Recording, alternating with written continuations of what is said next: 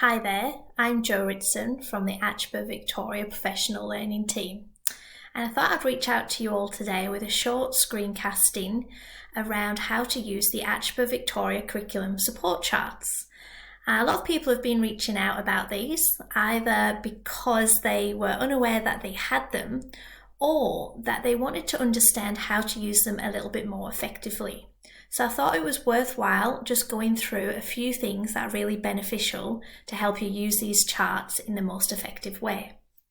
So the curriculum charts made by ACHPER a few years ago now were developed to assist in planning your scope and sequence and identifying some key learning outcomes of both strands of the Victorian HPE curriculum.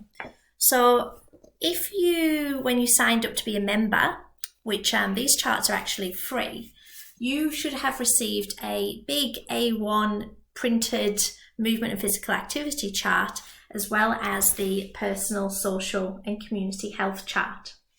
These charts are huge and they're great for putting up in the area that you work, whether that be in your office or even just somewhere in a staff room or planning area where you've got easy access to them. Now, the charts also, when you become an ACHPER member, not only do you get the printed copy, but you also will receive in your My ACHPER account downloadable A4 individual charts, which are at each achievement level. And you can just download those, and they're really handy. I always like to have those printed out as well, just for ease of access and quick reference when I could just look at them directly close to me. So great idea to print the downloadable ones out and keep them somewhere of ease so that you can use them. Now, the ACHPER charts, once you've really mapped out your year or your 2 years, if you've got the composite classes, you should have mapped out your units and decided where best fit of explicit teaching each content description will go in which unit. Now, the ACHPER charts, what they do for each content description, they give you some activity suggestions, some learning outcomes, or some possible questions that you may pose to your students. Now, I will show you how to use those with an example in a short moment, but I just want to make it really clear to you that you need to choose what is most important for your context and your school. No one size fits all schools. It might be dependent on your access to facilities or equipment, which means that you do some activities more than the school down the road to you. It might be that you might have a community that's really strong in a particular sports or themed that a lot of your students are interested in, so you might be catering for their needs and interests as well. So what you do in your school is very individual compared to another school. Now, you still need to make sure you have covered the content descriptions and the content over the year or 2 years, but what activities you do is up to your context. So let's just take a look at what I mean by that. So here we are.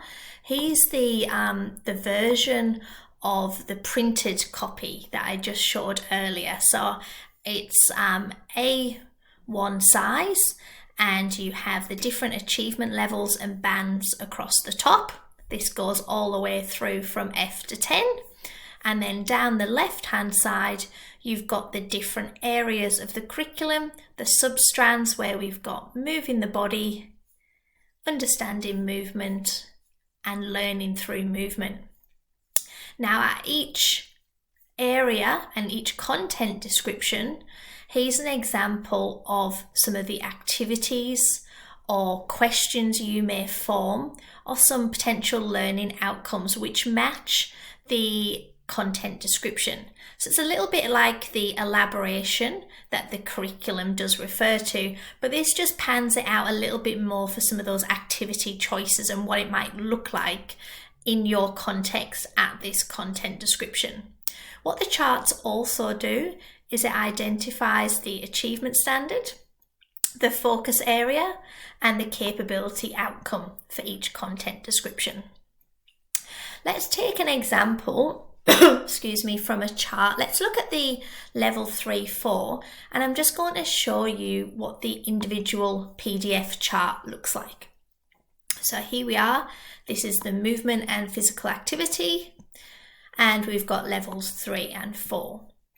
Here now we have moving the body, understanding movement, and learning through movement. So these are the content descriptions that you will need to address in your 2-year cycle, because this is across the 2-year band of level 3 and 4. Let's take an example. Let's go down to moving the body, and let's have a look at practice and apply movement concepts and strategies. So here we are. This is a content description. Let's think about what this might look like in multiple ways at different schools. Now take, for example, if you were looking at a game sense approach and you were doing invasion games for a unit of work with your students at levels 3 and 4. Here's some examples of what your learning outcomes might be. Move into space to receive a ball. Call for the ball and maintain possession by selecting the best passing option in modified and small-sided games. So they could be your learning outcomes or your success criteria, and then there's some examples of some activities.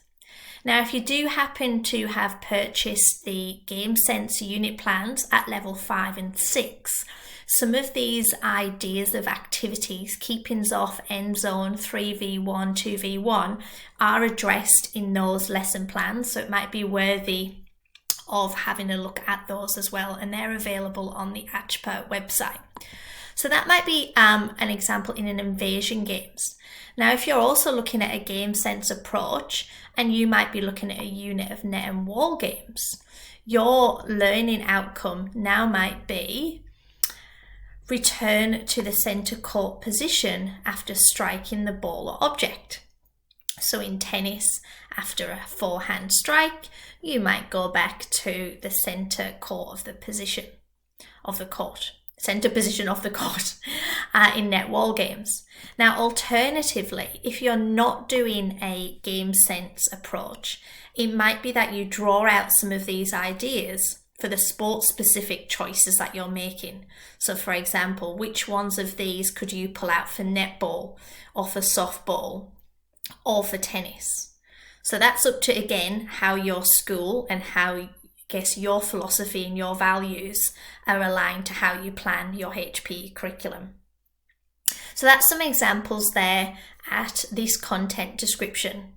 And of course, this goes on for every content description. So here we are, say we've got this content description around performing movement sequences. You might have identified that this content description best fits the unit around dance, gymnastics, yoga, martial arts, and you might have decided that you're actually going to focus on some gymnastics for 3, 4, 5, 6 weeks, whatever time length is more suitable to your context and your planning. And you might decide that your students really like gymnastics because they've told you that, and you might look down here at movement sequences and decide to look at shapes and different positions in a gymnastics routine. So that's another way of looking at this content description. So you have these.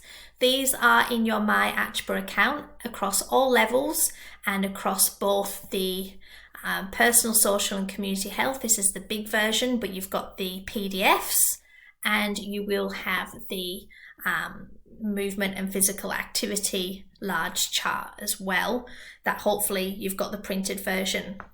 Now, if for some reason you are an ACHPER member and you haven't got these charts and you can't seem to access the PDFs in your My ACHPER account, reach out to us and let us know.